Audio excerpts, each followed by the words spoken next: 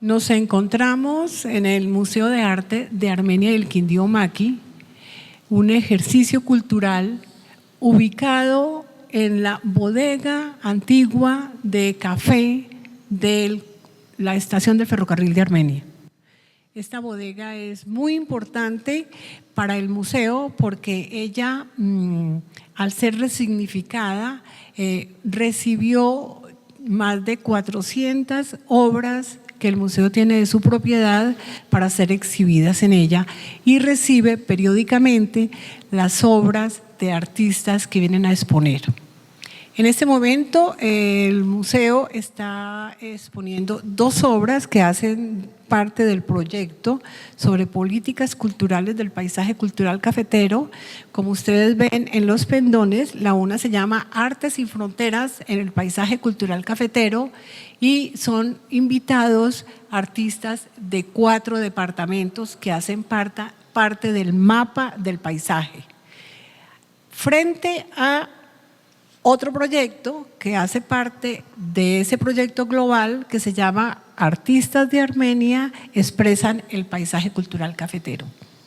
Esto es colocar los artistas locales frente a los artistas regionales para conocer un poquito cómo el paisaje, sus procesos, su influencia, los toca o no en el ejercicio de la creación.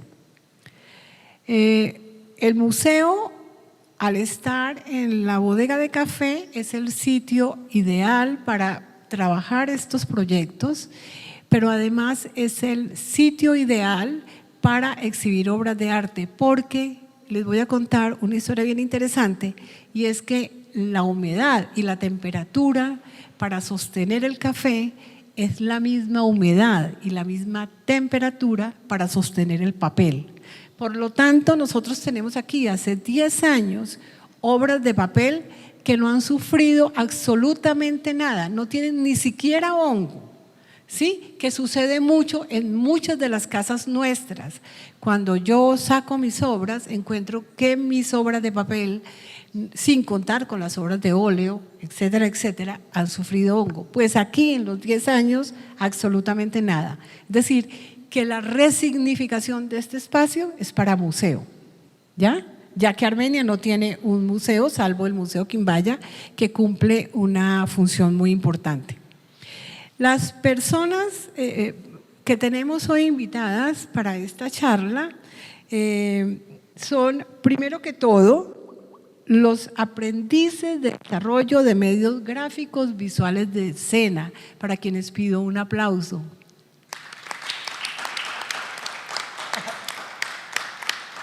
Estoy muy complacida que se encuentren acá porque es la segunda vez que vienen al museo y es la segunda vez que vienen a tratar o a aprender o a mirar o a discutir sobre algunos ejercicios que el museo hace.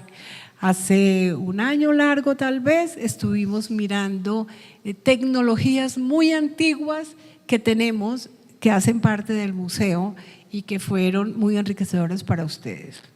Por lo tanto, muchas gracias porque estén acá. Entonces tenemos, primero que todo, a Cristian Cárdenas.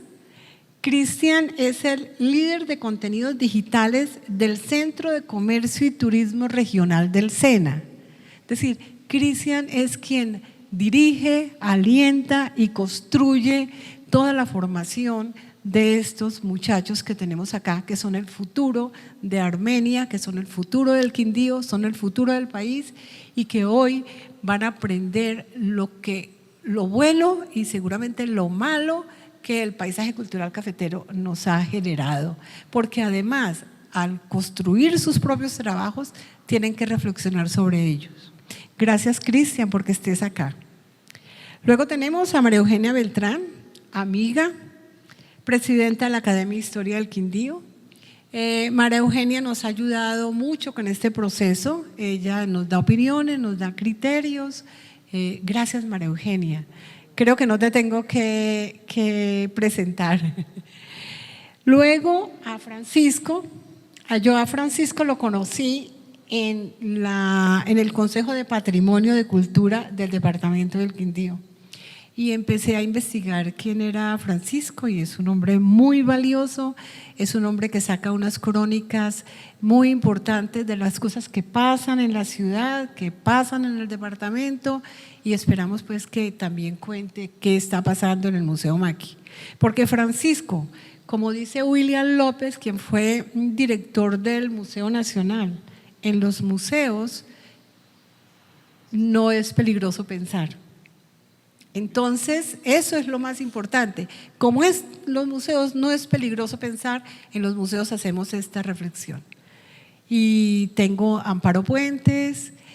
Amparo es miembro de la Junta del Museo, es artista plástica y la tengo hoy en representación de todos estos artistas plásticos que están exhibiendo sus maravillosas obras. Son 28 artistas plásticos que tenemos en este momento, y Amparo es la representante. Por último, tenemos a Elías Mejía. Por último, yo a Elías lo conozco años A. Me gusta mucho su ejercicio en el Comité de Cafeteros. Es un ejercicio juicioso. Me gusta mucho su poesía. Tiene una poesía pensada, reflexionada. Y yo podría decir que tiene un poco de esos genes que tienen las familias que los obligan a dedicarse a jugar con las letras. Gracias, Elías, porque yo sé que tu reflexión sobre todo lo que pasa, más que en el paisaje cultural cafetero, sino qué está haciendo el Comité de Cafeteros, qué está haciendo la Federación con esa carga cultural, carga no debe ser la palabra, pero con esa tradición cultural del café, ¿sí? Que es muy importante, y saber si estamos haciendo lo que corresponde o si tenemos que cambiar y girar, tener otra ruta. Esta, como les decía, es una mesa redonda, vamos a conversar, nos podemos interrumpir de una manera cordial, ustedes pueden preguntar y voy a dejarlos entonces con Elías. Gracias por estar acá. Muchas gracias, María Cristina, por llevar el timón de esta nave maravillosa que es el Maquis. Me siento muy honrado de estar con ustedes. Veo que usted es el capitán también de la nave de la economía naranja en el SENA, ¿verdad? Sí, ya. Yo soy el líder del laboratorio de contenidos digitales. Ya, ¿eso se llama economía naranja, no? Ya no se llama economía naranja. Con cada cambio de gobierno cambia la denominación. Muy bien. Pero, escúchame, entonces, miren, siempre que yo voy a estas charlas, María Cristina, en representación de la caficultura del Quindío, mi nombre es Elías Mejía, soy caficultor hace más de medio siglo. ¿Cómo te parece? Voy a decirlo, soy familiar de María Cristina, primo. Yo soy la bonita. La bonita de la casa. Y a mí me gusta poner en contexto a las personas que van a participar en la conversación, ustedes, de lo que es la caficultura de Colombia a escala mundial. ¿Por qué lo hago? Porque escuchando al doctor Alberto Gómez Mejía en el Jardín Botánico del Quindío, que queda en Calarcá, cuando dice que nosotros no amamos nuestra biota, la biota es todo lo vivo que está en nuestro entorno. Para poder empezar a amarla, primero hay que conocerla, no la conocemos. Él está en un proceso pedagógico enseñándole a los quindianos, a Colombia y al mundo cuál es la biota del Quindío.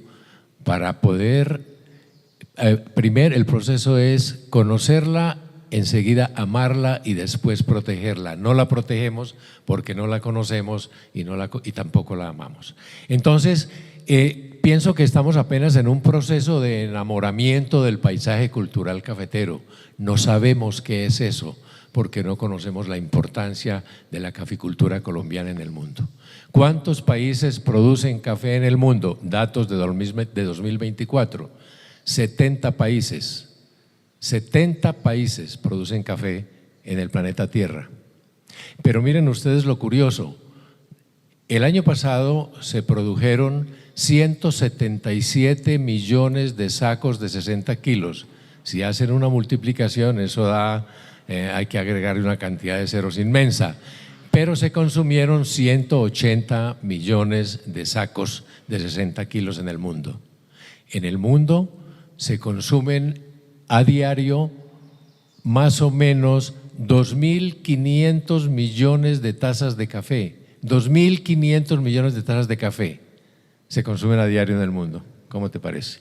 Bueno, de esos 177 millones de sacos de café, solamente 2 países producen el 55%.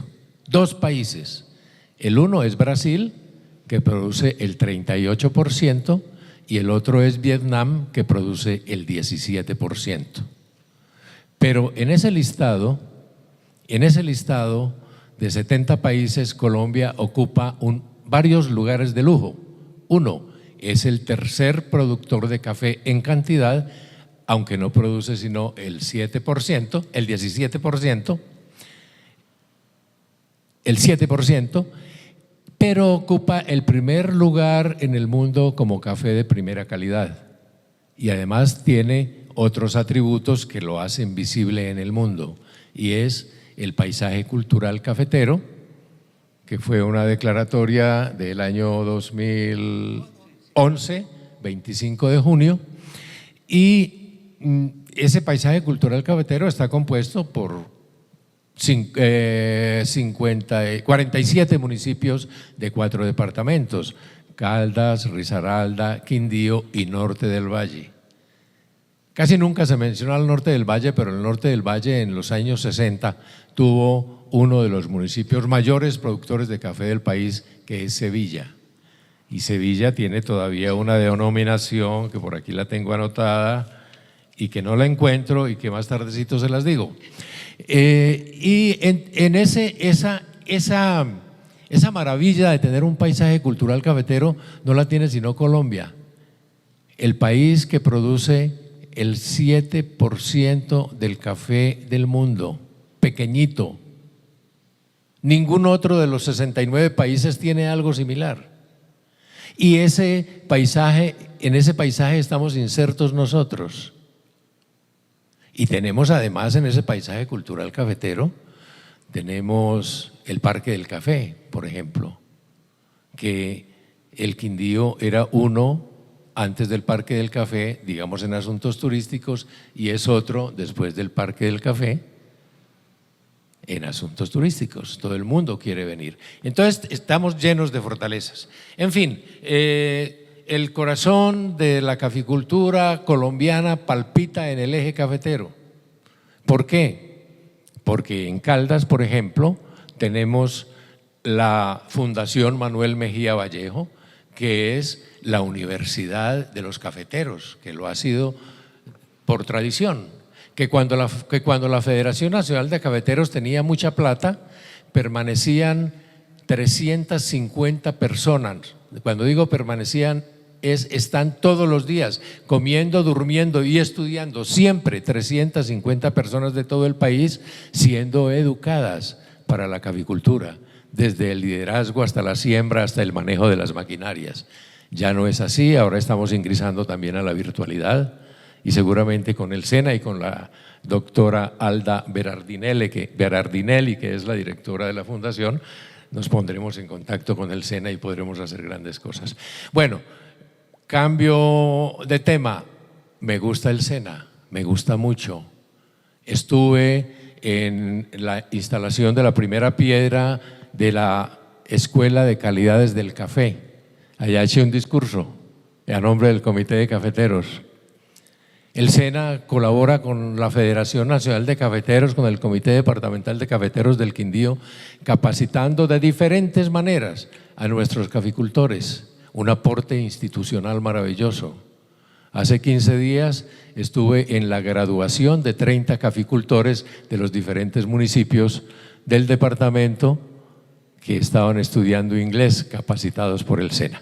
Bueno, en fin, esto pues un pequeño contexto y luego vamos, sí, por favor. Yo quiero hacerle una pregunta a Elías y por consiguiente a ustedes también. Conversábamos la semana pasada que el Comité de Cafeteros o la Federación, no recuerdo muy bien, está en ese momento tratando de hacer inventarios sobre la arquitectura del paisaje cultural. La arquitectura es un fenómeno muy importante que tiene esta región y que debe ser cuidado porque también hace parte de las bellas artes y hace parte del cuidado o de la visión que este museo tiene sobre ella. Entonces, la pregunta es bien atrevida. ¿Puede ser un referente creativo si las dinámicas rurales y productivas se transforman o desaparecen en la región? ¿El paisaje cultural cafetero puede ser un referente creativo, Elías? ¿O cómo es la política para la sostenibilidad? Porque es que si nosotros no miramos ese fenómeno económico, nos vamos a desaparecer como paisaje cultural. Mira, yo creo que una de las reuniones más importantes en la que hemos estado, tal vez tú estuviste también allí, del paisaje cultural cafetero, fue en la Universidad Católica de Pereira. Allí se presentó un estudio de la arquitectura de las fincas cafeteras de Risaralda. Allí nos explicaron por qué las casas se construyen en la mitad de las fincas para poder desde esa hondonada observar toda la finca como una especie de panóptico. Y los estudiantes y los profesores de arquitectura de esta universidad nos presentaron un diseño de una casa para mejorar las viviendas de los caficultores pobres del eje cafetero. A mí lo que me duele es que no haya continuidad en los procesos. De eso no se volvió a hablar. Hay que volver a hablar. En una reunión que tuvimos con Valeria Barbero y con la delegada del ministerio Celina Rincón, hace poco una reunión virtual para hablar de otro tema, pero referente al paisaje, le propuse, estaba el director ejecutivo del Comité Departamental de Cafeteros del Quindío y propuse, bueno, con base en ese inicio que hubo en la Universidad de Pereira, ¿por qué no hacemos, doctor Martín, algo sencillo? Hagamos un censo de todas las casas que visitan nuestros ingenieros agrónomos del Comité de Cafeteros. ¿Y cómo lo hacemos? Nada, sencillo, cuando vayan toman una foto de la casa y toman una foto del montaje. Eso se está haciendo, María Cristina, y creo que es el primer peldaño para un gran trabajo, porque Celina ese mismo día dijo, si lo hacen, diseñamos un proyecto y el Ministerio de Cultura lo presenta al Ministerio de Vivienda. Perfecto, Elías, muchas gracias. Es decir, ya vemos que hay una falencia, ya vemos que hay la posibilidad de reconstruir o de construir esa memoria que es tan importante. Esperamos que se haga y que se muestre, que se publicite, porque estos niños también tienen que conocerla, es bien importante. La pregunta que voy a hacer ahora, porque tú vas a terminar con un poema, vamos a terminar esta mesa con un poema. La pregunta se la voy a hacer a Cristian. Cristian les había dicho que es el líder de… Cristian, te tenés que presentar tú porque tu nombre es larguísimo. Cristian Cárdenas, la pregunta sería, ¿cómo? Sí, señor, gracias, aquí tengo. Líder de contenidos digitales del Centro de Comercio y Turismo Regional. ¿Cómo imaginar el paisaje? No, mentiras. Puede seguir siendo un referente creativo de las dinámicas rurales frente a cuáles serían las nuevas narrativas visuales que emergen o que deben emerger del paisaje cultural cafetero si se le mira desde perspectiva de género, ecología, migración o memoria. Bueno, muy buenos días para todos. Muchas gracias en nombre de todo el Grupo de Desarrollo de Medios Gráficos Visuales. Bueno, yo soy instructor, soy el director de grupo de estos muchachos, de estos aprendices, y quiero llevar a cabo y arrancando desde un punto principal, y es el desarrollo del individuo. El desarrollo del individuo como base principal de todo el paisaje cultural. ¿Por qué? Porque del pensamiento que surgen de ellos, por ejemplo, de estos aprendices, es que se va a recuperar toda la memoria. Nos damos cuenta que podemos generar observaciones de toda la arquitectura, de toda la parte de tradición, pero si no, estos muchachos que vienen para un futuro, si no los proyectamos y si no hay visión, toda la parte de arquitectura va a desaparecer. Si nos estamos dando cuenta, nos fundamentamos en un proceso económico donde queremos más y decimos, por ejemplo, el Quindío quiere ser más. Pero ¿dónde están estos aprendices? Y hablo de esta pequeña población, porque es en general todos los jóvenes que nos encontramos a nivel cafetero, el Quindío, Risaralda, Caldas, ¿cierto? ¿Dónde está el pensamiento y el desarrollo pedagógico que estamos fundamentando para que ellos puedan recuperar absolutamente toda la memoria? Porque la memoria ha desaparecido. Si nosotros vamos a los colegios y a las instituciones y preguntamos, por ejemplo, en grado 11, que son los que van a tener la proyección y a decidir para dónde voy a representar al Quindío, voy a representar a Caldas, a Pereira, ¿dónde está esa memoria? ¿Dónde está el desarrollo de pensamiento que estamos ejecutando actualmente? Y vamos allá para el proceso de comunicación de la pregunta que me acabas de hacer.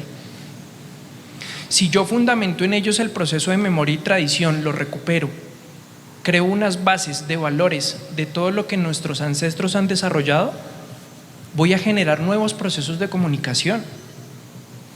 Yo, por ejemplo, con ellos, ¿qué se les enseña a ellos? Toda la parte básica, y voy a hablar en un solo término, el color.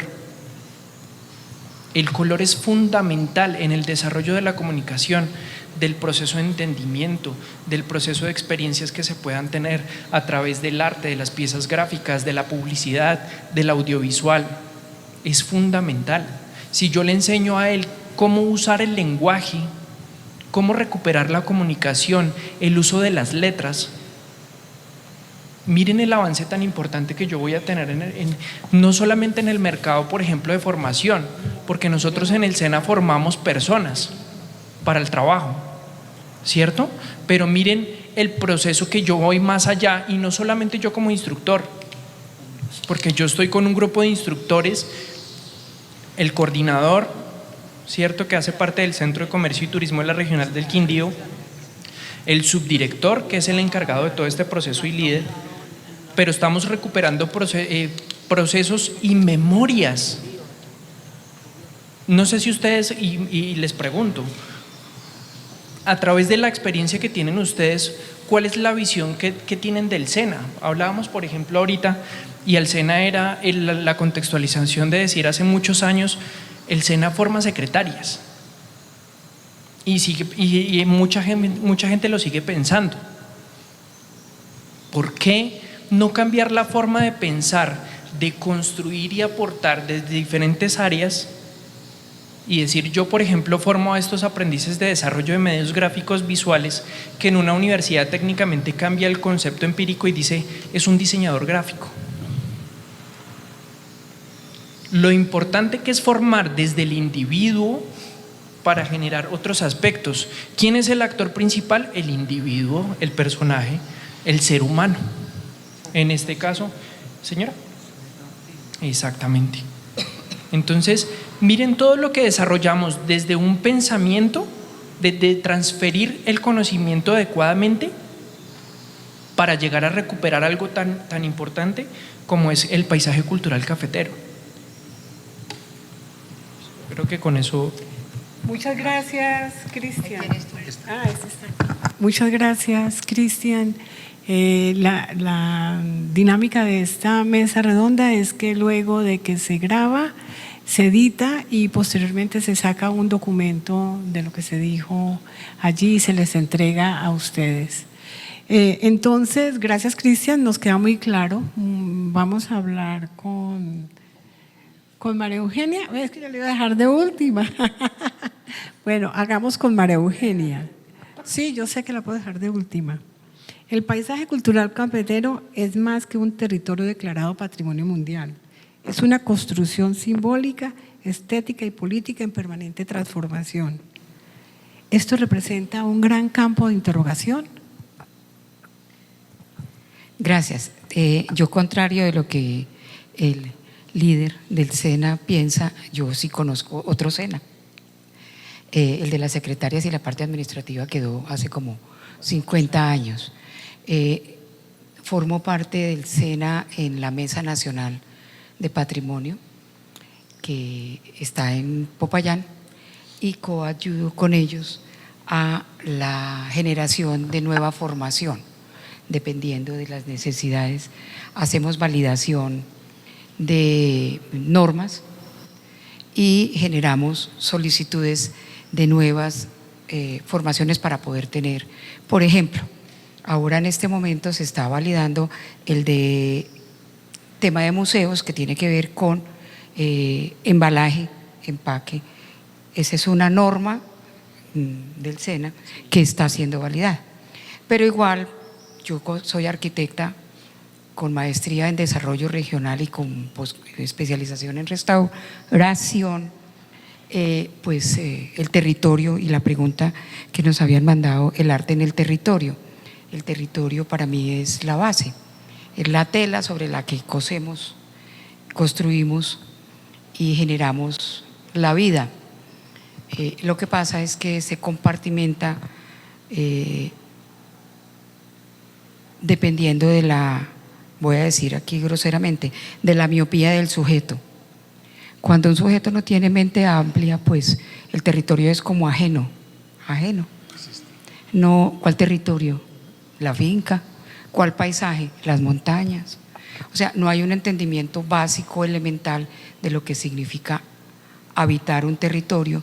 Y yo le mandé a María Cristina anoche una reflexión dada en el texto curatorial con unas letras rojas que decía arte y territorio. Sí, para empezar, este concepto de territorio, que es el que está reconocido como patrimonio de la humanidad, como único, excepcional, y nosotros vivimos en ese territorio, habitamos el territorio, pero no nos consideramos ni únicos ni excepcionales, porque no tenemos la mirada con las gafas propias para poder valorar lo que tenemos. Ahora, antes de la reunión, hablaba con una persona de Manizales y le pregunto por qué se vino para Armenia. Y dice, el clima forma parte del territorio y ese es un atractivo intangible, pero además hay otro valor, y somos nosotros, la gente que habita el territorio. Nosotros decimos somos muy queridos, y la palabra querido no existe en muchos lenguajes. ¿Qué es ser querido? Entonces dice ser amable, ser abierto, ser atento, no hacer discriminaciones. Eso es ser querido, que te saluden, que no haya mala cara, que… Entonces la palabra querido es que ustedes son muy queridos, este es un clima muy bueno y ustedes son muy queridos. Y nosotros, porque si uno le dice usted es la querida, es porque es la amante. Y la amante es la que hace feliz al resto de la gente. Entonces nosotros somos todos amantes del territorio en una reinterpretación del lenguaje. Yo soy arquitecta, entonces, y estoy bastante desconfigurada, no soy una arquitecta tradicional. Mucho se lo debo a ustedes, los estudiantes, porque cuando uno es maestro, pues cada uno de ustedes le genera a uno una interlocución que lo cuestiona y lo obliga a pensar un poco en los zapatos de ustedes.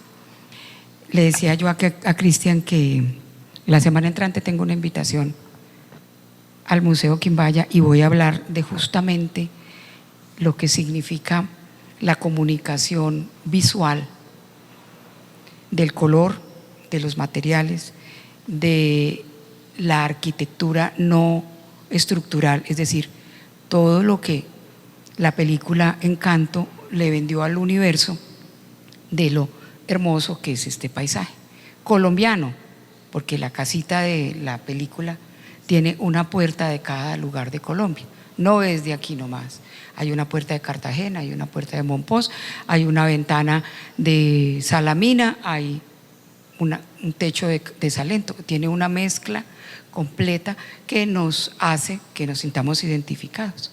Hay unos secretos los secretos que son de familia y que ahora quienes estudiamos un poco más allá de constelaciones entendemos por qué las abuelas de eso no se habla, el secreto de familia, que hoy en día pues hay que ponerlo sobre la mesa para que desaparezcan y dejen de molestarnos en nuestras enfermedades, en nuestras condiciones humanas. Arte y territorio es una cosa muy contradictoria. María Cristina ha sido muy crítica frente al arte de los murales porque están reproduciendo lo que ya hemos perdido. Entonces hay un arte de un cafetal porque ya no tenemos tantos cafetales, tú lo has dicho. Pero también en la arquitectura que no se está enseñando desde los principios de la comunicación, todas las nuevas manifestaciones de arquitectura no corresponden al territorio. Y no corresponden al territorio porque voy a hablar críticamente, por ejemplo, de la alcaldía de Armenia. Fue resultado de un concurso nacional de arquitectura y las personas que propusieron ese edificio se les olvida que aquí llueve por la mañana y hace sol por la tarde y vuelve y llueve por la noche. Y eso genera una humedad, una respiración de la tierra que hace las manchas de las fachadas y un poco trayendo a colación la filosofía parroquial de Simón Vélez, es que la arquitectura, que es todo lo que está construido, eso es la arquitectura, todo lo que está construido sobre el territorio, debe tener sombrero, alón y botas altas para protegerse de. Y esas dos condiciones se deben cumplir en la arquitectura, se deben cumplir en la vestimenta y se deben cumplir en el diario vivir. Porque hoy salimos en sandalias y cae un aguacero y los pies terminan recogiendo todo el mugre de la calle. Pero no quiere decir que tengamos que salir con botas todos los días, porque entonces el calor te sancocha, ¿cierto? Y el entender el territorio para poder manifestarlo estéticamente hace que la arquitectura de acá tenga unas condiciones particulares. Yo me alegro cantidades que José Martín esté finalmente entrando en razón, no él, la institución, porque yo llevo 30 años detrás de que los extensionistas, cada vez que hacen una visita, tomen la foto de la casa. Ya lo están haciendo. Entonces me alegra que ya lo estén haciendo porque yo ya lo hice. Pero pues yo no soy extensionista y yo no voy a todas las fincas. Entonces, digamos que en teoría, desde mi posición de arquitecta, maestra de arquitectura, estoy próxima a publicar, porque ya está en edición, un texto que se llama Fincas Cafeteras con Alma, que lo va a publicar con FENALCO, y que durante desde 2016 hasta el 24, con estudiantes de práctica profesional de las universidades de facultades de arquitectura, se levantaron los planos de las casas para entender cómo crecían las casas de acuerdo con el número de hijos, cómo el crecer las casas con técnicas constructivas de los abuelos, de los bisabuelos, sin haber ido a la universidad. Las casas son sismoresistentes, termoacústicas, con muchas utilidades, y la que fue una finca inicial de labores de trabajo volvió en una segunda instancia, casi que en la pandemia, a ser casa de habitación total, y ahora, después de que hemos empobrecido la producción rural, aparece el turismo y entonces ahora las casas se adecuan para generar nuevos recursos que son el de vender turismo experiencial y aprovechar el territorio para que esas ofertas ambientales, paisajísticas, sirvan para que otros jueguen a vivir como nosotros hemos vivido toda la vida y no nos hemos dado cuenta, porque vivimos aquí y no nos damos cuenta de todo lo que tenemos y no valoramos el paisaje lejano, ni el paisaje cercano, ni la comida, que también hacía yo esa observación. La gastronomía es un atractivo, pero nuestra bandeja paisa es una respuesta a la pobreza o al hacer rendir para una familia de 14 hijos un poquito de frijoles, un poquito de arroz, un poquito de tal, y 2 tajadas y una aguapanela. Eso hoy es atractivo gastronómico para los visitantes, y nosotros comemos ahora comida italiana, comida francesa, ta. Entonces es un poco como un mea culpa, y lo digo yo así, un mea culpa de solamente nos damos cuenta de lo que tenemos cuando lo perdemos. Es complejo, pero esa es la mente de nosotros que vivimos en un paraíso, y que cuando usted dice vive en un paraíso y dice, ¿quién sabe dónde vive? Porque esto no es un paraíso. Esto sí es un paraíso, a pesar de que tengamos los habitantes de calle por esta entrada, y a pesar de que algunas goteras nos acusen en esta maravillosa bodega, y a pesar de que la chatarra de los irresponsables esté siendo allí ocupada en este parqueadero, porque esta es una realidad del territorio, una realidad de nuestra cultura, una realidad de el hoy en el paisaje cultural cafetero. Frente a una crítica propositiva,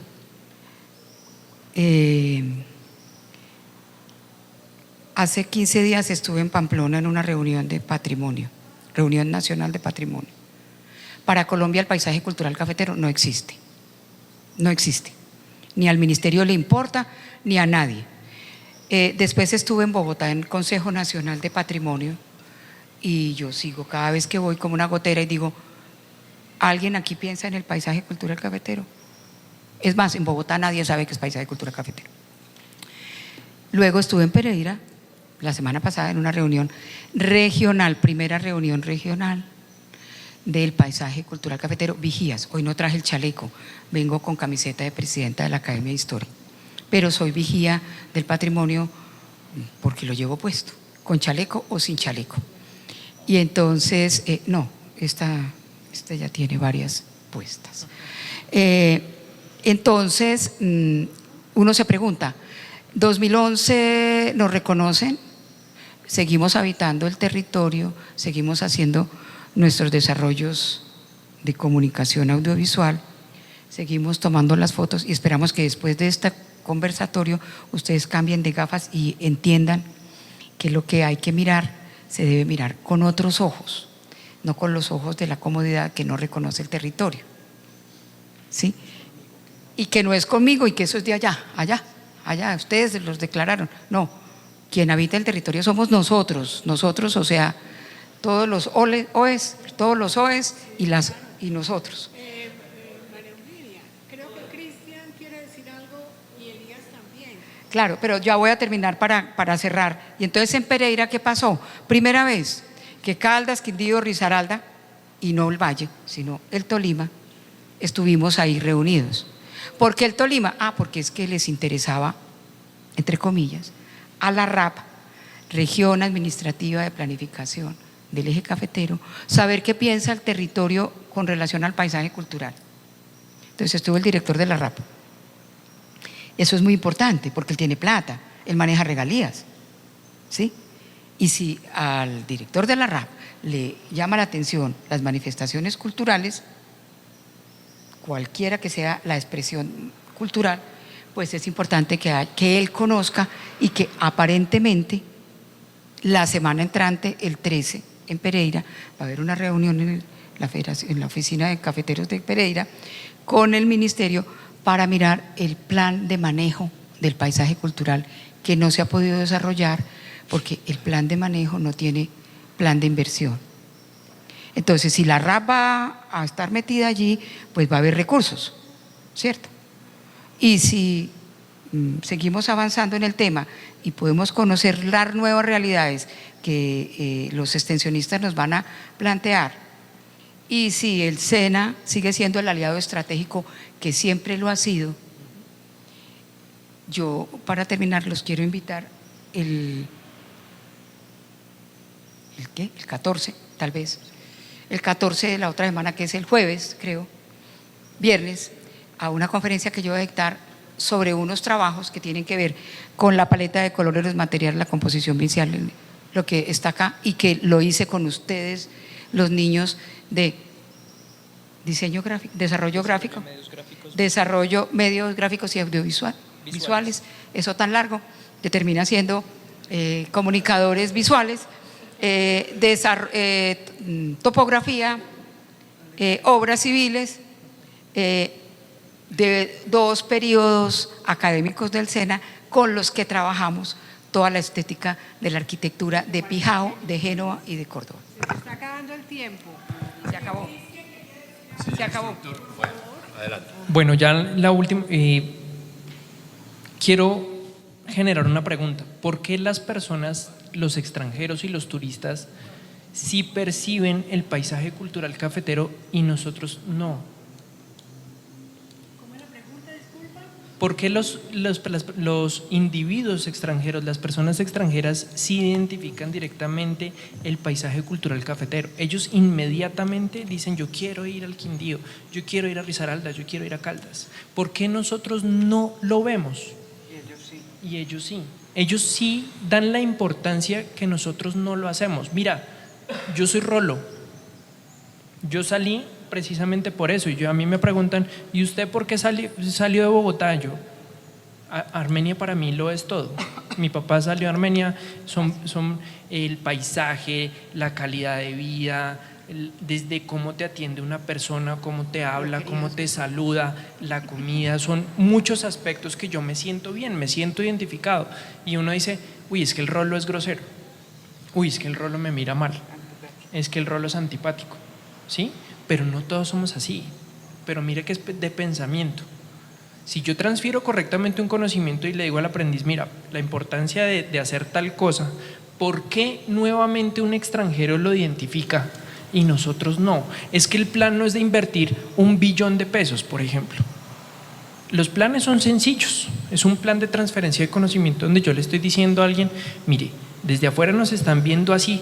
Inclusive cuando hay fiestas con turistas y los turistas vienen, por ejemplo, al glamping, que el glamping es un atractivo arquitectónico totalmente súper chévere, nuevo. Entonces viene así, que la cúpula, y se ven las estrellas, y hay un paisaje sonoro también. Y es totalmente agradable y la gente no lo identifica. Aquí no lo identificamos, afuera sí. Amparo, disculpa, Elías quería… Para darle respuesta, Quería darle una respuesta subjetiva, lo que yo pienso. Y Francisco. Ahora le preguntamos, quiero preguntarle a Francisco y luego a Amparo de última para Por ser de la casa. No, yo un comentario muy sencillo, ¿no? Hablando de que hablaran ahora del desarrollo del individuo, quiero comentarles que la Federación Nacional de Cafeteros tiene unos programas de equidad de género muy fuertes. En el país hay cerca de 300.000, de las 600.000 familias cafeteras, hay cerca de 300.000 fincas que están en manos de mujeres y lo hacen magníficamente. Y hay otro programa de relevo generacional. Antes se llamaba relevo, después dijeron: no, relevo es como llegar el joven y darle un puntapié al viejo y sacarlo de la finca. Vamos a cambiarlo entonces por empalme. Empalme es que llega el joven y el viejo le enseña y tal. Y tampoco, pues ha ido evolucionando y ahora no se llama ni relevo ni empalme, sino integración, en que los jóvenes y los viejos trabajen en conjunto, ¿cierto? Quería, porque se me quedó también en el tintero, pero voy a ser muy breve, Amparito, agregar un poco más. ¿Por qué no? La pregunta que tú haces, ¿por qué es que no les explicamos? Yo recuerdo a Gabriel García Márquez que decía: mire, si uno en una novela dice está haciendo mucho calor, nadie siente calor. Hay que hacerle sentir calor, hay que hacerle sentir el paisaje cultural cafetero. Gabriel García Márquez proponía, en lugar de decir está haciendo mucho calor, ponga una flor que no se dé sino en el trópico, que no se dé sino en la costa caribe, ponga una mariposa que no se dé sino en el Amazonas, y ponga a un señor con un vaso con hielo en la mano sudando el vidrio gotas de agua, y eso sí da mucho calor. Entonces, nosotros hablamos del paisaje cultural cafetero, es una frase manida, manida, manida. Por eso digo que apenas nos estamos empezando a enamorar y apenas estamos descubriendo la forma de contarnos a nosotros mismos lo que es el paisaje cultural cafetero. Ahora hablaba del jardín botánico. El jardín botánico hace parte del paisaje cultural cafetero. La cantidad de aves, el departamento con mayor cantidad de aves que tiene Colombia es el departamento del Quindío. Esas cordilleras, ustedes, el SENA, la Escuela de Calidades de Café, insisto, no hay sino 3 en Colombia. Una está en Armenia, en el SENA rural, y eso es maravilloso. Y por último, les dije que el corazón de la caficultura latía en el eje cafetero y en Manizales, y no mencioné sino la Fundación Manuel Mejía Vallejo, nuestra universidad. Pero allí también tenemos a CENICAFé, el Centro Nacional de Investigaciones del Café, que es uno, si no el más importante del mundo, donde se hacen trabajos genéticos, se descubren muchísimas cosas que necesitaríamos semanas para enumerar. Está la finca Naranjal, que es el centro donde se producen las semillas de café resistentes, que no la tiene ningún otro país. Allí quedan asombrados, ya llevaron, entre otras cosas, en un proceso pedagógico a la vicepresidenta, la doctora Francia Márquez, que llegó con unos embajadores de Kenia a mostrarles eso, porque desde el gobierno, y no estoy en contra de ningún gobierno, hablan de café pero no saben lo que hay. Proceso pedagógico, vamos con la vicepresidenta que dijo que es esta maravilla, que es lo que tienen aquí. Los de Kenia dijeron, caramba, ¿cómo están ustedes de organizados? ¿Cómo producen ustedes estas semillas? Tenemos también la fábrica Buen Café Liofilizado de Colombia, cuya marca es Café Buen Día. Esa queda en Chinchiná. Es una fábrica que está cumpliendo 53 años de existencia. Cuando la gente dice que vamos a venderle todo el café a los chinos, es porque creen, porque no conocen que abrir un nicho de mercado es muy fácil, es muy difícil. Llevamos 53 años con esa fábrica produciendo café liofilizado, que es nuestra quilla, la quilla de nuestra nave abriendo consumo de café en el Asia, y resulta que no procesamos sino 12.000 toneladas de café porque abrir un nicho de mercado es muy difícil. Quería hacer esas acotaciones, María Cristina, gracias. Pues muchas gracias, Elías, porque de verdad somos paisaje cultural cafetero y el principal objeto sobre el cual gira esta declaratoria es el café, indudablemente.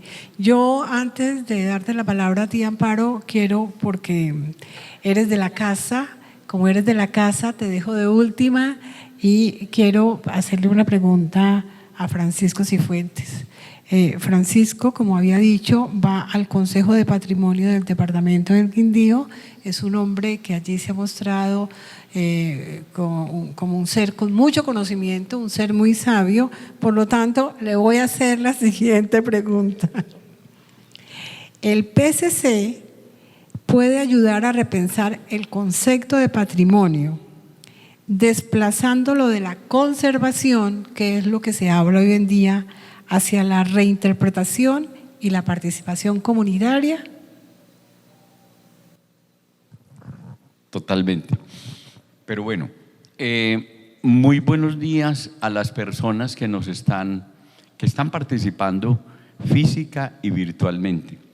Muy buenos días, muy especialmente para todos los estudiantes del SENA y para mis compañeros de la mesa de trabajo, María Eugenia, Elías, Amparo, María Cristina y Cristian. Cada que nosotros estamos sorbiendo una taza de los millones de cafés de que hablaba Elías Mejía, estamos degustando cultura. Y detrás de ese acto físico y simbólico de saborear una taza de café en las variedades que nos las vendan, detrás de eso hay aspectos muy importantes, los materiales económicos a que se han referido mis antecesores en el sentido de la arquitectura la economía en sus diferentes etapas y otros aspectos. Pero yo quiero referirme, para redondear la respuesta a la pregunta de nuestra directora, a una dimensión, y es la dimensión espiritual del paisaje cultural cafetero y a la dimensión estética del paisaje cultural cafetero. Precisamente en el recinto en el cual se está desarrollando esta conversación, estamos entrelazados entre contextos históricos diferentes y contextos geográficos diferentes, pero que, repito la palabra, estamos ligados. Estamos en una antigua bodega donde se almacenaba café para el mundo, para exportar, y hoy está resignificada exactamente a partir de la producción simbólica y las diferentes manifestaciones estéticas tradicionales y contemporáneas, incluso las llamadas instalaciones y otras variables de lo posmoderno. Lo que quiere decir que estamos en una muestra palpable de que sí se puede articular el paisaje tradicional cafetero con la producción simbólica moderna a que esto ha venido dando lugar y que está en la paleta, en el bronce, en la instalación, en la fotografía, en el color de todos los que aquí han venido exponiendo ya durante una larga década. Pero además, cada que se ha escrito un poema, cada que se ha escrito un bambuco, cada que se ha escrito una canción, se ha interpretado y se ha reinterpretado, tanto en los bares como en los conciertos, en los teatros y en los eventos colombianos e internacionales. Ahí se está llevando el mensaje de lo que es para nosotros, desde el punto de vista musical, el paisaje cultural cafetero. Si leemos una antología de poesía quindiana, antigua y joven, y allí vemos cuando se habla de las calles, de la cordillera, del plátano, del café, del amor de los jóvenes y de los viejos dentro de ese territorio, de las casas viejas y nuevas, ahí se está manifestando la dimensión estética y la dimensión espiritual del paisaje cultural cafetero. A mí me parece muy importante que, y esto lo miro también como planificador, hayan obras de infraestructura, de recuperación y de apertura en lo que sea necesario para que penetremos donde no hayamos penetrado y para mejorar esa infraestructura vial de los caminos que hacía también antes el Comité Departamental de Cafeteros y que hoy debe de hacer el municipio, el departamento y la nación. Obras como taludes, puentes, descontaminación de ríos, quebradas y riachuelos, toda la obra que se refieren los que saben de arquitectura.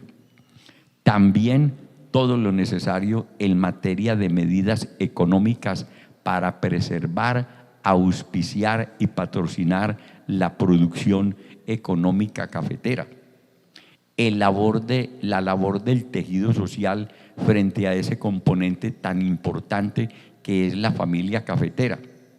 Lo que ya se ha hablado en un trabajo desde la perspectiva de género y específicamente frente a la mujer como una persona importante en la producción y en el manejo de la economía de la casa y de las pequeñas fincas y no solamente de cogedoras de café.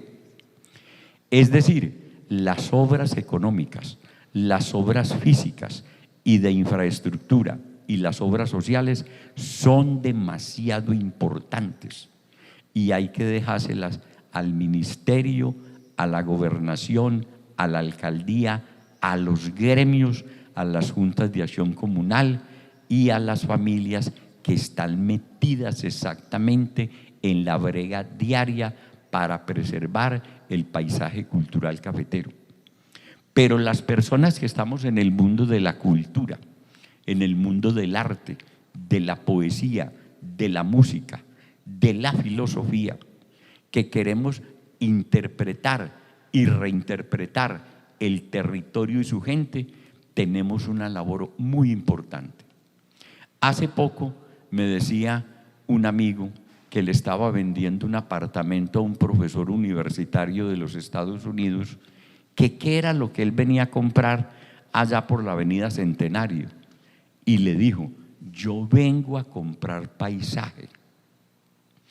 Eso solo, yo vengo a comprar paisaje, me parece una cosa de tres palabras, sumamente importante para que hablemos de la apropiación y de la reapropiación del paisaje cultural cafetero.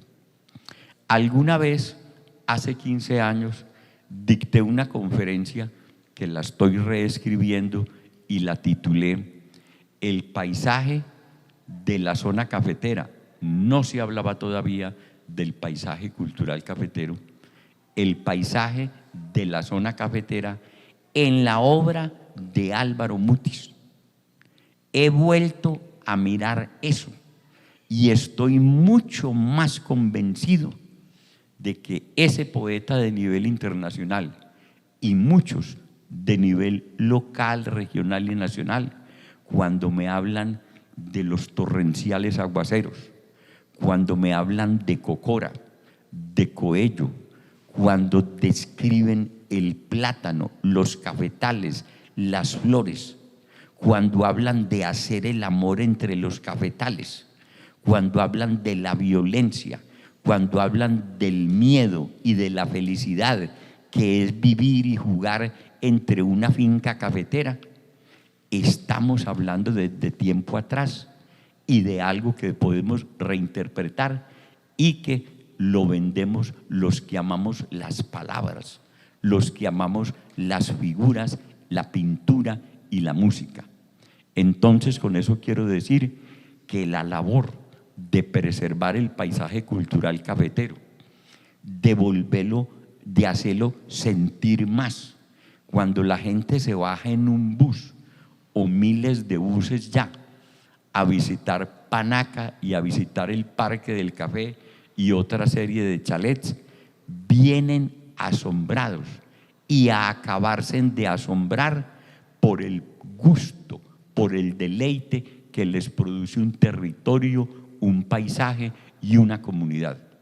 Entonces yo le doy una perspectiva espiritual, una perspectiva cultural y una perspectiva emocional y por último estética a lo que llamamos paisaje cultural cafetero. Muchas gracias, Francisco. Es otra apreciación con respecto al paisaje que me parece que es muy importante.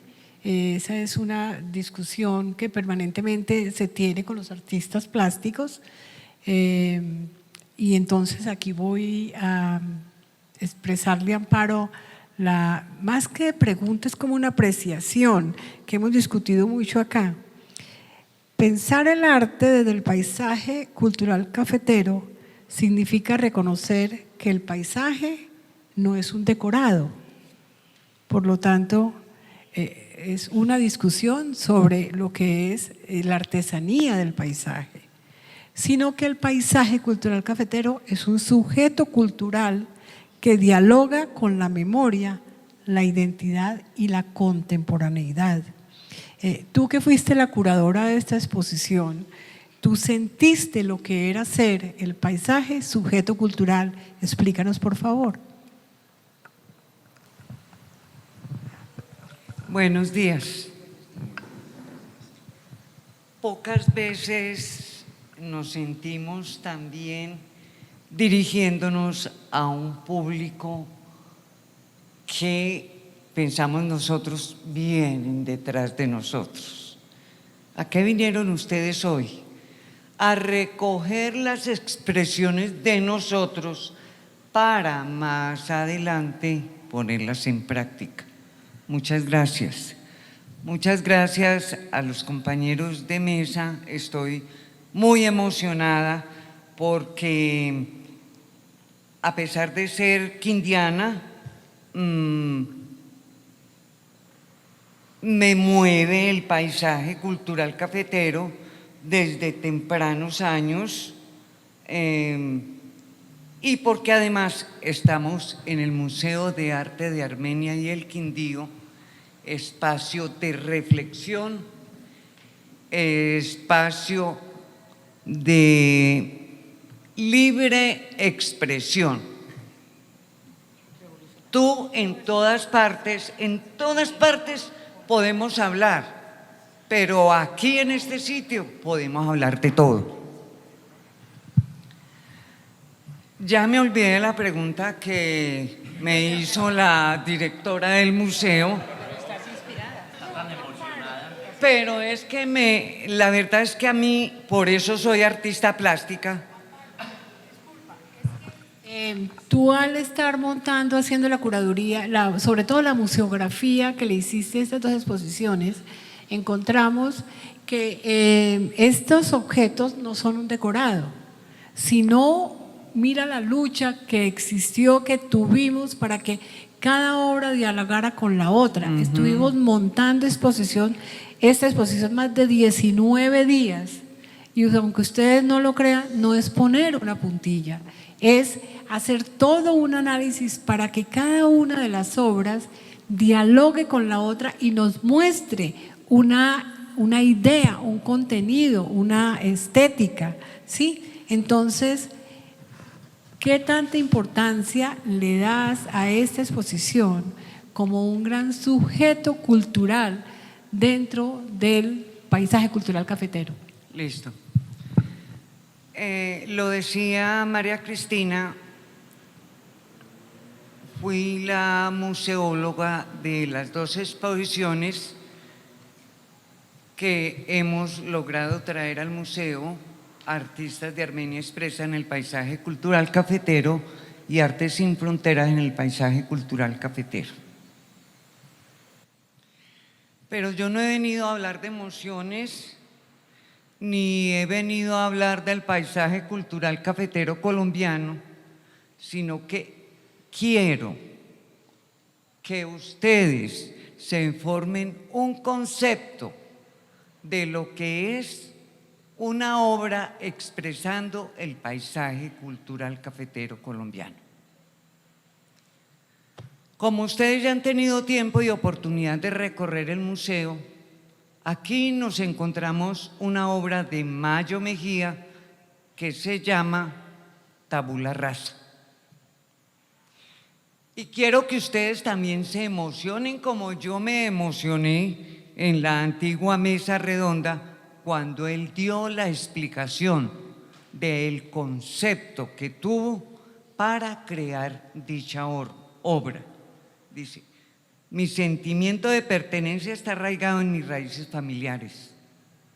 Vivir en el extranjero me hizo comprender el paisaje como un regalo de la UNESCO, un patrimonio que debemos proteger. Tabula Rasa confronta al espectador con su color y fragilidad. Los nidos provienen de mi balcón y mi jardín, algunos exitosos, otros vacíos. Representan la vida y la pérdida. Es un intento por romper el cliché del paisaje cafetero más allá de la chapolera y el café, para hablar de una estética universal de nuestra identidad. Yo quisiera que ustedes se emocionaran como yo al escuchar la explicación de este gran artista quindiano, que el museo se siente honrado por exponer su obra aquí. Hablemos de César Augusto Martínez. La obra se llama Intemperie. Miren la manera como el artista evoca la memoria del paisaje cultural cafetero.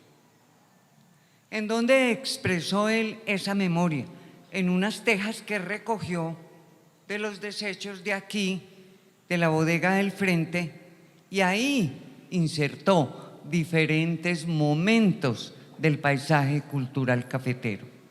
Y él dice, el punto de partida fue la memoria. Estas tejas pertenecen a un edificio símbolo del progreso hoy en ruinas.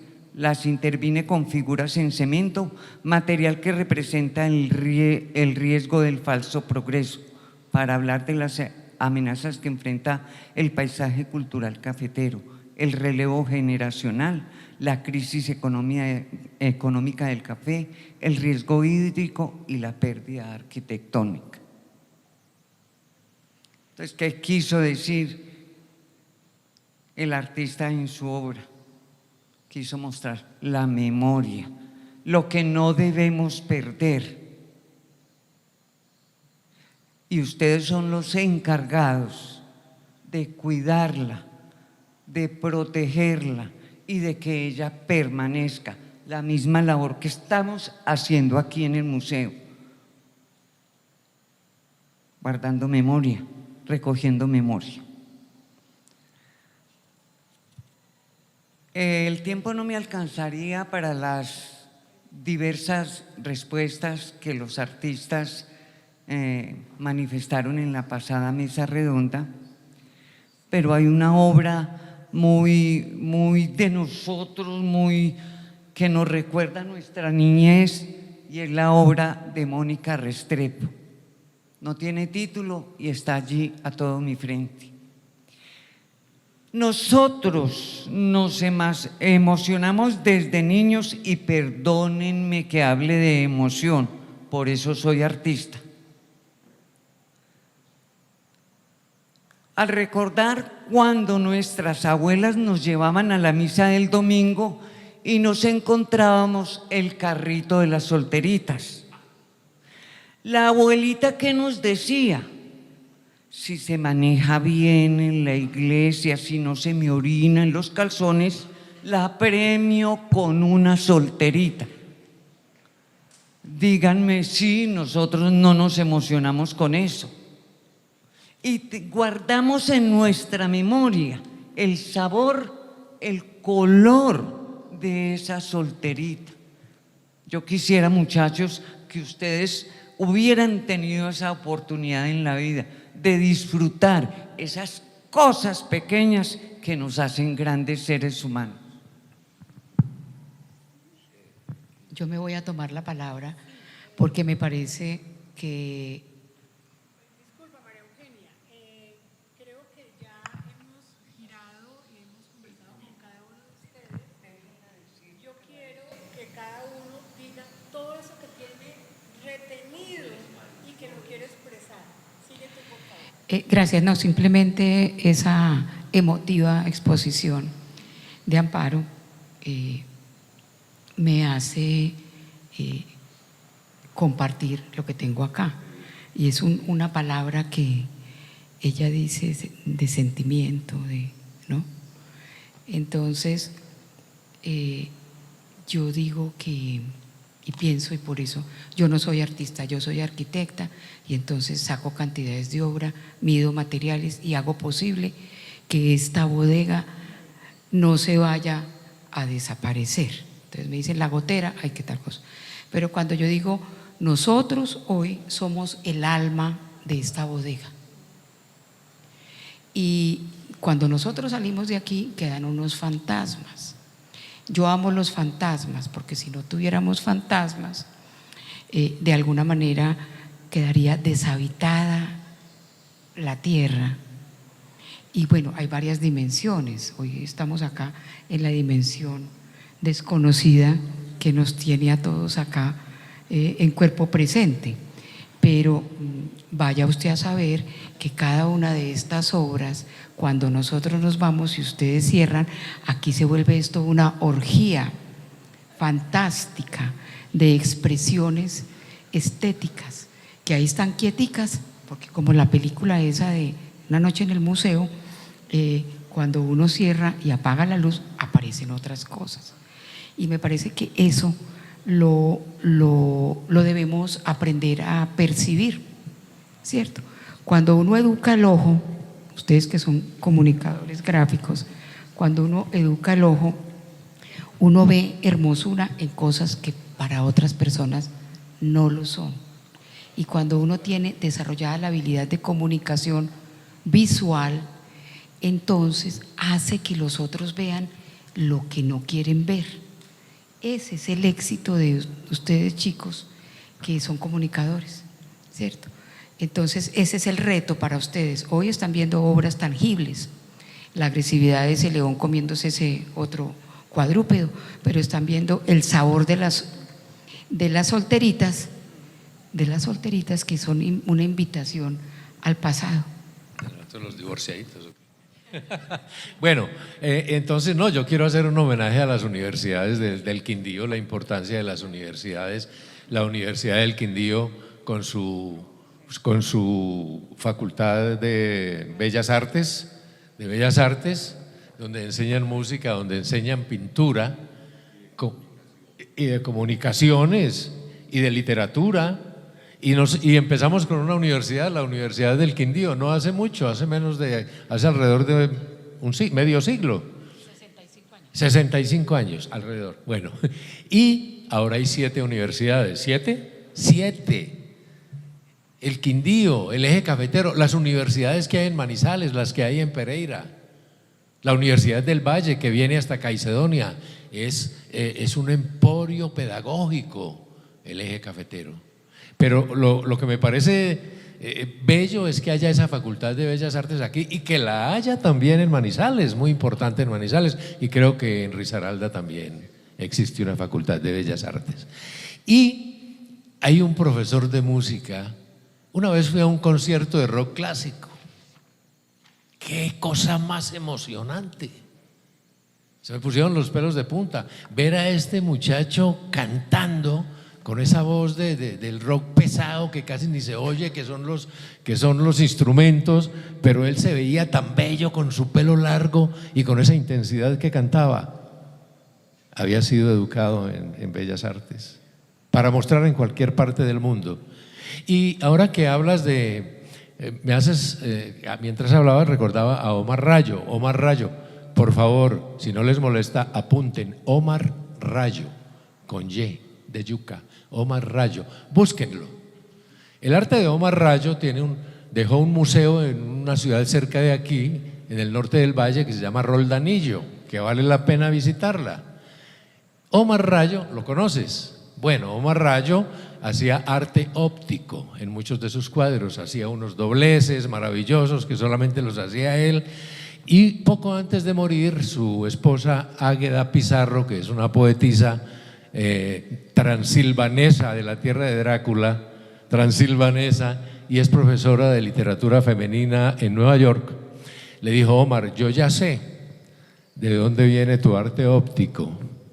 Tu arte óptico viene de las colchas de lana que tejía tu mamá, que son unos cuadritos de colores así fosforescentes divinos. Y le dijo: ¿cómo te parece?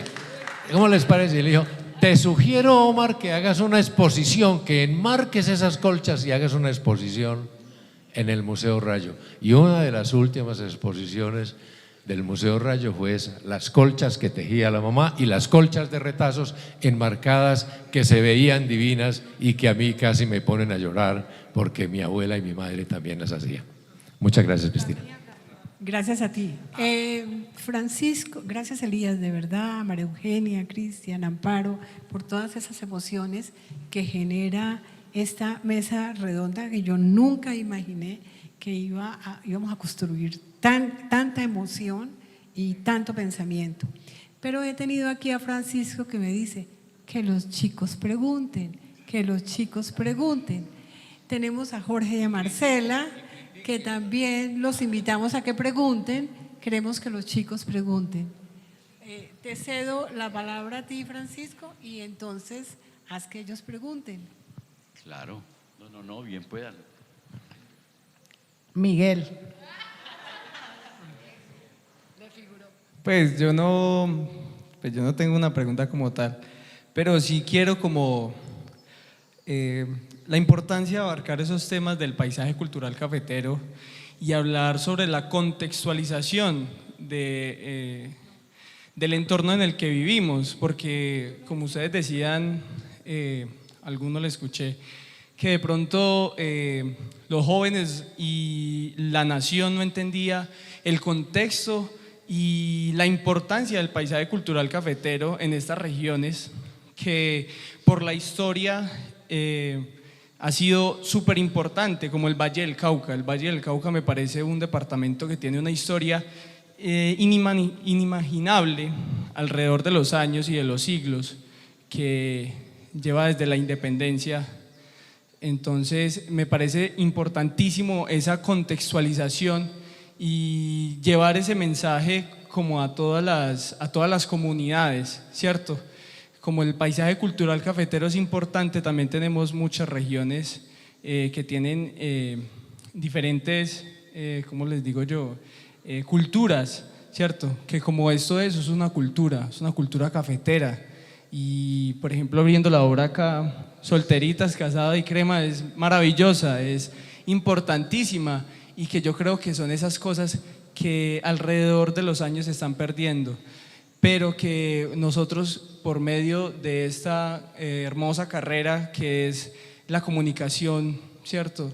Me parece importante como llevar esa comunicación y esos importantes hechos históricos y culturales que tenemos en el departamento y en la región.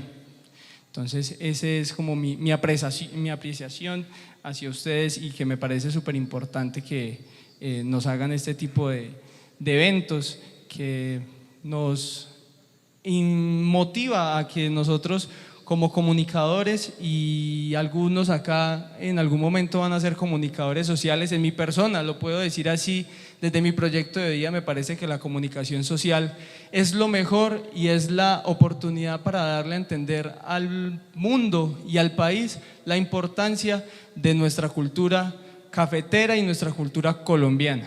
Eso es. Qué alegría sentir una intervención tan coherente.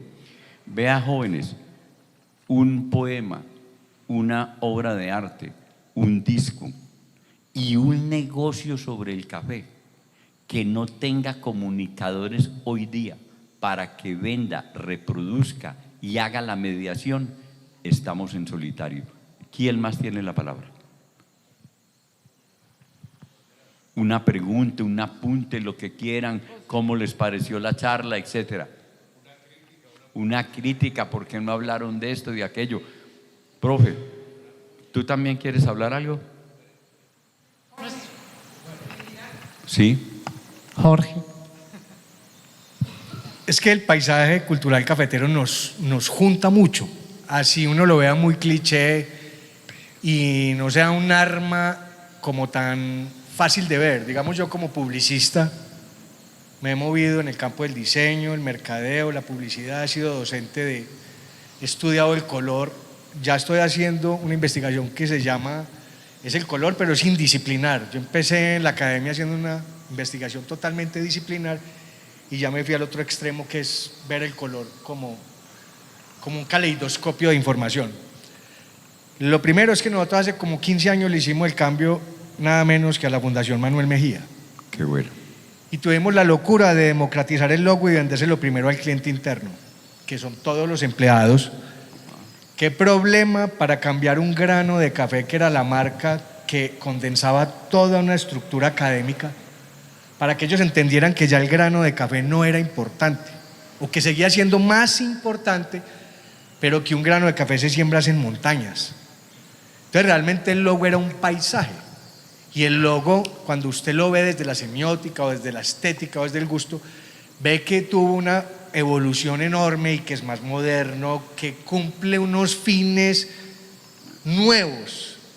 Resulta que a casi nadie del cliente interno le gustó, porque venían hace 30, 20, 15 años recibiendo un cheque con un sello al calor que estaba el logo ahí implícito. Ah, claro. Entraban a una sala de juntas y veían el logo implícito. Entonces era como si a usted le cambiaran el abuelo y se lo pusieran moderno.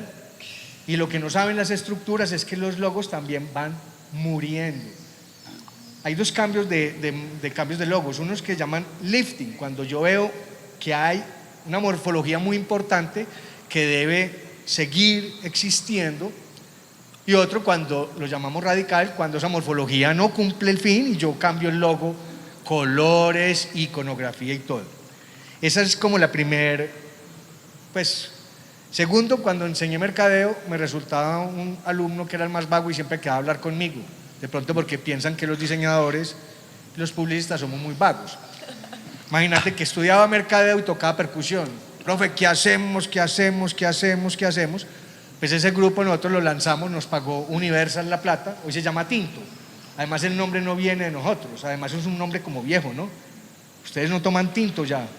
Pero ellos, que eran unos sardinos, se basaron en todo un concepto de marca, se llamaba Tinto Parná. Yo les dije, ¿para qué les van a...? Ellos querían ser como un Café Tacuba. Yo dije, ¿para qué Tinto Parná? Se quedó Tinto. Y una de las canciones más emblemáticas de Tinto hoy se llama Qué orgulloso me siento de ser colombiano. Sí, claro. Es hermosa y cantada por Tinto. Segundo. Tercero, hace por ahí 5 años hicimos... Perdona, y ahí tomémonos un tinto, seamos amigos. ¿Conoces quién diseñó eso? Es excelente el tipo con la familia. Bueno, la tercera percepción que tengo del paisaje cultural es que nosotros estuvimos inmersos en una investigación muy seria con la Universidad de Caldas y Nacional, pagada por Presidencia, y era visitar todos los municipios, hicimos todo, hasta el paisaje sonoro. Pero resulta que voy a ser confidente de algo que no debería contar. Se les olvidó que en ese brochure tenía que ir el paisaje cultural cafetero. Entonces eran unos académicos enormes, donde el cual uno es como un bufón, porque es el diseñador. Entonces hay veces ni aporta. Resulta que a nosotros nos gusta aportar y hay veces pelear con el cliente. Después de que teníamos toda información, mapas, cuando quieran se los puedo mostrar, el empaque es hermosísimo porque es un Jeep Willys que transporta toda la cultura. O sea, es rico en iconografía, pero se le estaba pasando algo tan importante que la UNESCO nos puso esa chapita. Entonces yo digo, en medio de toda esa locura, toda esa investigación académica que duró más de 1 año y medio, y no iban a poner algo tan trascendental como el paisaje cultural cafetero. Entonces llega el que pone los stickers, el que pone los monitos, el que hace los loguitos, a decirle a un gremio tan académico que el paisaje cultural cafetero existe, y existe porque la UNESCO lo pone así. Esa es la tercera. La cuarta es que yo vivo en el Quindío y yo donde vivo respiro simbología. Entonces yo he visto, digamos, pueblos muy parecidos. Yo vengo mi mamá es de Salamina, entonces yo vengo de arrieros. Excelente. Montañeros que cogieron café, que cortaron todas estas montañas para colonizar todo Caldas. Me robo una novia quindiana que nunca he tenido fronteras entre Risaralda, Quindío y Caldas. Las fronteras son invisibles. Nosotros éramos tan maquiavélicamente godos los manizaleños que la casa de cita se llamaba Las Pereiranas.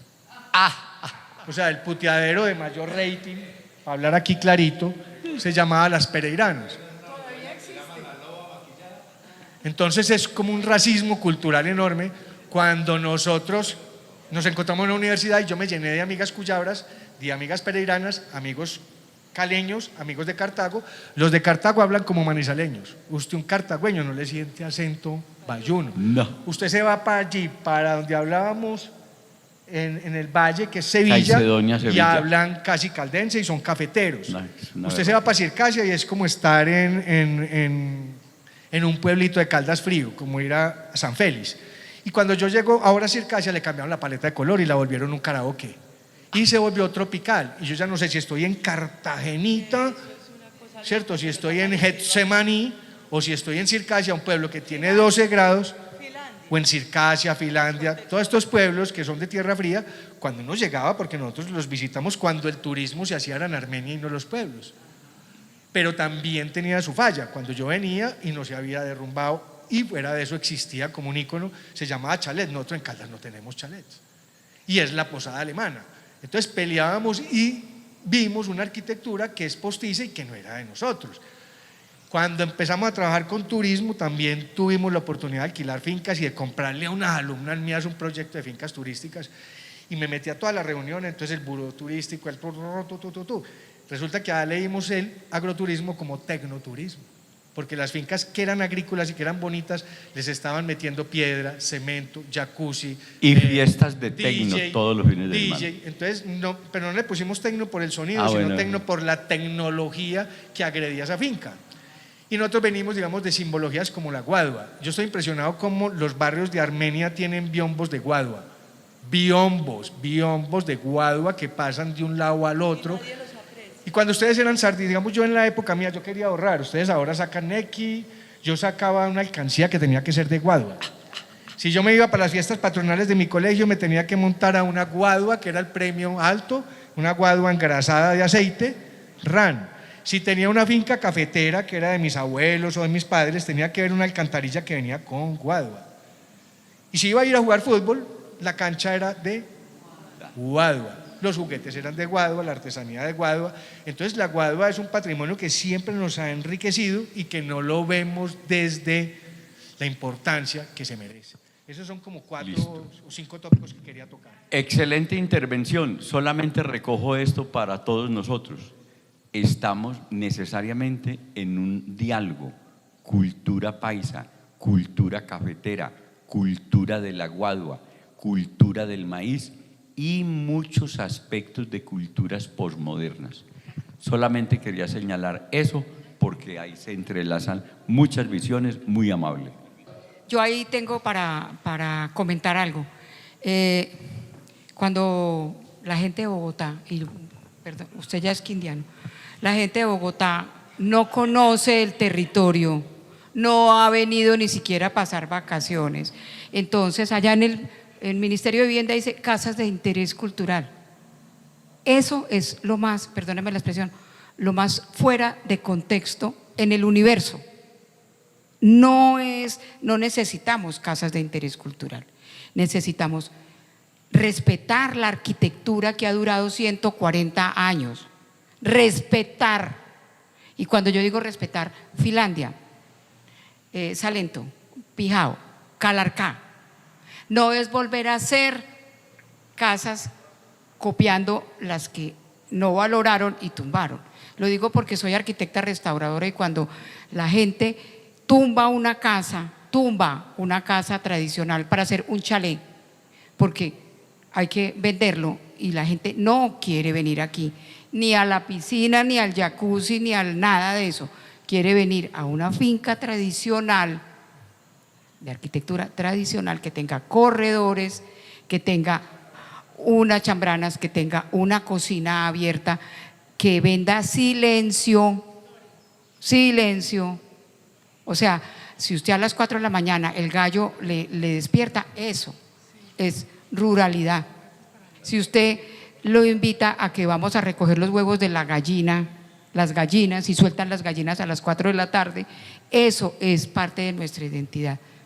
No significa que las casas deban volverse a ser iguales, no. Pero también el color, de parte de lo que hablamos, el color del paisaje cultural cafetero no es la paleta de colores, porque además los colores de los pueblos del Quindío correspondían a unos temas de color de la violencia, liberales, conservadores, y de lo que había como color que daba la naturaleza antes de que llegara el tren. Me tomo por asalto algo y es que… Te interrumpí, qué pena. No, él ya había dicho… Póngale cuidado, jóvenes, esta semana Café Quindío hizo una presentación en Salento a través de unas imágenes sobre la iglesia de un nuevo Café Quindío que se ha posicionado con los pájaros, con las aves. Ha sido exitoso porque está vendiendo en posición una recordación de lo que es la biodiversidad del Quindío. Entonces, exacto, no, pero digamos que hablando del café y del branding de recordación, entonces la gente va a Cartagena y va al café, va a cualquier parte del mundo. ¿Y qué vende Café Quindío? La imagen de nuestro territorio. ¿A través de qué? el café que sacó, las cafecitas, los suspiritos, todos tienen un pájaro que pertenece a nuestra región. Tienen también, y creo, porque tuve la posibilidad de mirar, que están vendiendo cojines con hojas de plátano, o sea, es la imagen visual de nosotros como un atractivo para posición. Como una del tema. artesanía, diría yo. No, porque es diseño gráfico o son fotos, no es artesanía porque vale, o sea… No, puede valer todo lo que tú quieras. Yo pero tengo es la artesanía. imagen. Pero es artesanía del paisaje. Ojo, estamos hablando del paisaje cultural cafetero. Es un fenómeno que tenemos los que nacimos acá debajo de una mata de café, ¿sí? Los que vimos recoger, los que supimos lo que era que existieran muchos recursos en unas épocas del año y en otras no. Los que vimos cómo los recogedores transitaban por todas estas regiones. Es todo eso, toda esa memoria que no se recuerda, que no se retoma, que cuando los trabajadores con mucho dinero salían a comprar joyas porque ese era un objeto que podían empeñar en un momento de urgencia, en un momento de necesidad. Todo ese proceso de lo que fue el paisaje cultural cafetero, de lo que fue la cultura cafetera, no el paisaje cultural, sino la cultura de cafetera, la hemos olvidado y por eso es que la estamos retomando como una abrebocas ante los 15 años, este ejercicio cafetero, este paisaje cultural cafetero se va a convertir en quinceañera el año entrante y cuando uno cumple años, 15 años en especial, le permiten decir cosas en su casa. Entonces el paisaje tendrá que decir cosas. Yo creo que vamos a terminar porque los chicos del SENA tienen ahora que otro ejercicio, creo, o están hasta las 12 del día, si no estoy mal. Queremos darles un refrigerio, pero antes de esto vamos a terminar con dos cosas. Primero, una reflexión de la mesa y segundo, un poema con el que Elías va a clausurar, que lo trajo. La reflexión es mía. Yo digo que el PCC visibilizó a la mujer que no estaba visibilizada. ¿Sí? Cuando aparece el PCC, aparece la chapolera. Para mí, un invento también. A mí me parece que la mujer fue un proceso muy importante en el acompañamiento de la construcción de las zonas cafeteras. ¿Por qué? Porque la mujer alimentaba. La mujer hacía lo mismo que hizo Manuela Sáenz. Manuela Sáenz fue general del ejército colombiano. ¿Por qué? O del ejército de independencia, porque ella era la que alimentaba y sabía cuántos ejércitos salían y entraban en esos procesos. Entonces la mujer nuestra alimentó, la mujer nuestra nunca recogió café, la mujer nuestra escogió café, como quien dice, ese concepto de mujer de que debo alimentar bien X o Y cultura se le fue dando a ella. La mujer escogía el café para mandar al Japón y que me contradigan los expertos. La mujer escogía el café para mandar a los Estados Unidos. La mujer escogía el café para que el producto llegara al cuerpo humano, al ser humano, fuera alimentado de una manera muy sana, ¿sí? Entonces, el paisaje cultural cafetero nos ha visibilizado como unos seres que aportamos al proceso de la construcción de esta región. ¿Sí? Por lo tanto, ya que estábamos hablando de Juan Valdés, yo propongo que se escoja como sucesor de Juan Valdés a Juana Valdés.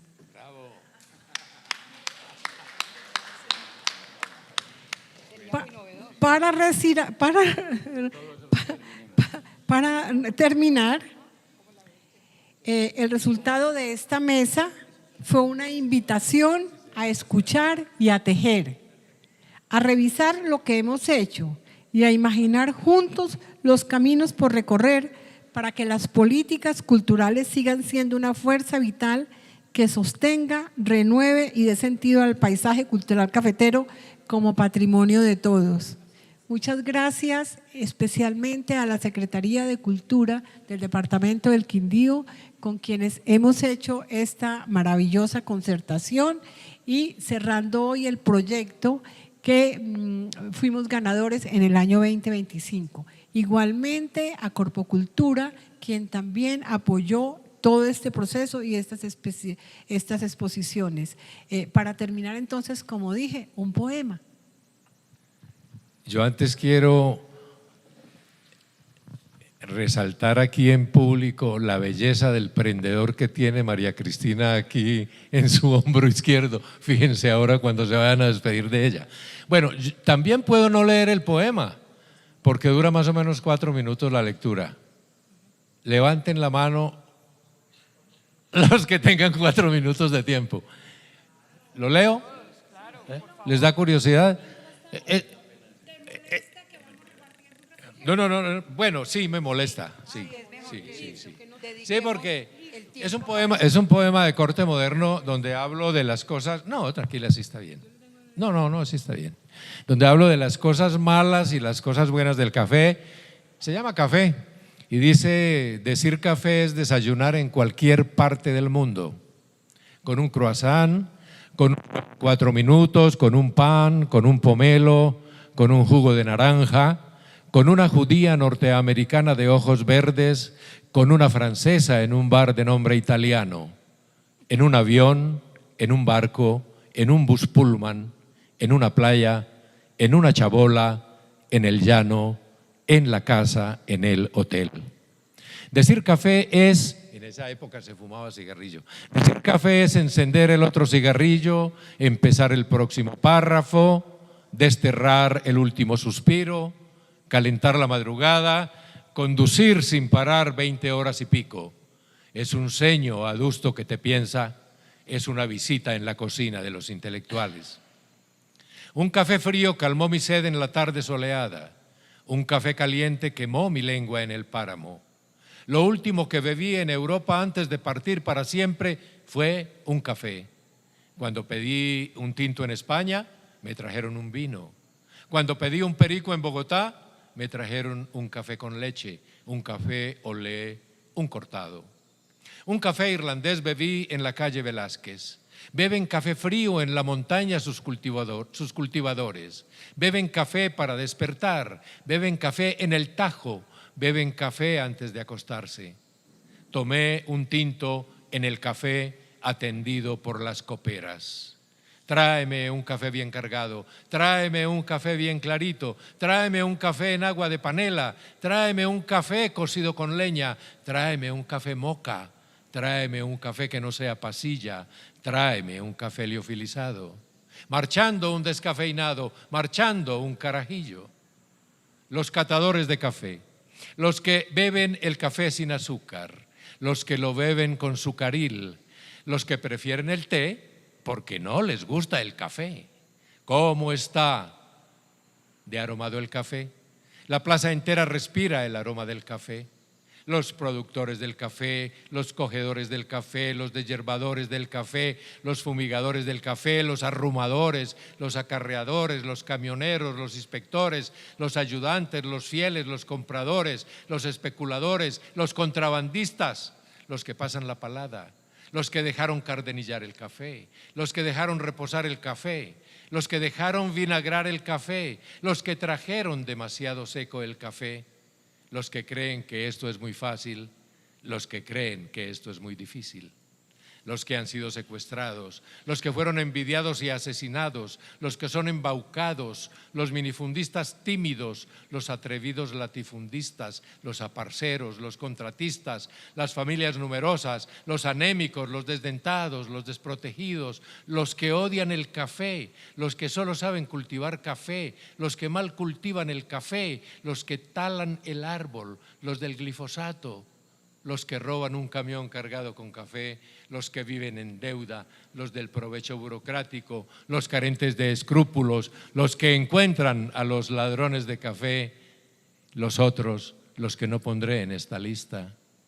El café de la decisión, el café de los puntos suspensivos, el del vagabundo, el del trotamundos, el del pensativo, el del ensueño, el que nos quita el sueño. Con este café amargo mi boca por la mañana. La trilladora, el molino, la greca, el pedernal para el café, la porcelana para el café, la taza para el café, la gacha para el café, las cucharillas de plata para el café, el armagnac para el puscafé, el maribrizar, el cointreau, el cognac para después del café. El café, signo gramatical labrando las frases de mi narración cotidiana. El café de la velación, el café del muerto más querido. Te cultivamos, aletazo de ángel, aletazo de vampiro, aletazo de fuego entre acero.